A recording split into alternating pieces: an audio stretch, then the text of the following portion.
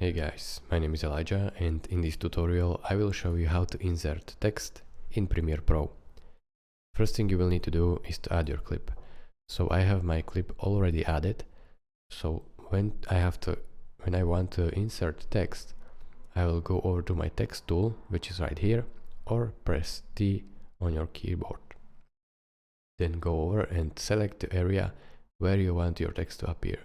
So I like to select the whole area of my clip and then position my text in that area. So I will write right now. So let's say write girl, and then you have to select your text, go over here to effect controls, then press this drop down arrow, and right now you can control your effect and your text. So center align and center align horizontally and vertically. Now you can make it bigger, you can change it to bold and change font to some different.